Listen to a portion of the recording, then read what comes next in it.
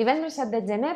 tindrem el primer plenari en l'Ajuntament d'Alcoi de 2022 i des de Guanyar demanem tres coses. En primer lloc, demanem una auditoria dels 20 anys, més de 20 anys, de servei privatitzat de gestió de l'aigua potable. Entenem que és un despropòsit màxim decidir alguna cosa si no n'hi ha dades fiables i suficients i generades per un agent independent per a poder decidir per al futur de la ciutadania d'Alcoi i de la seva aigua potable. En segon lloc, demanem una mesa pública de salut mental de la ciutat d'Alcoi. Les dades són molt preocupants, tant a Alcoi com al País Valencià, sobre problemes d'ansietat, de depressions, de suïcidis, i pensem que és important posar totes aquestes dades sobre la taula, parlar tots els agents implicats en l'estat de la salut mental dels alcoians i les alcoianes i poder elaborar un pla d'acció transversal i integral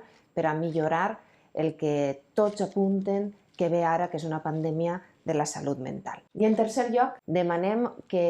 el govern d'Alcoi prenga mesures, i amb ell tot l'Ajuntament d'Alcoi, per a poder utilitzar els fons europeus per a rehabilitar els habitatges de la ciutat d'Alcoi, però amb un objectiu clau, que l'Ajuntament siga garant de que aquests fons europeus no vagin sempre a les mateixes mans, no vagin a aquells que tenen major poder adquisitiu o tenen major formació, sinó que es repartisquen de manera democràtica i de manera transparent. I per això necessitem que el govern d'Alcoi funcioni com un agent de rehabilitació i amb una oficina de rehabilitació per a la ciutadania d'aquesta ciutat.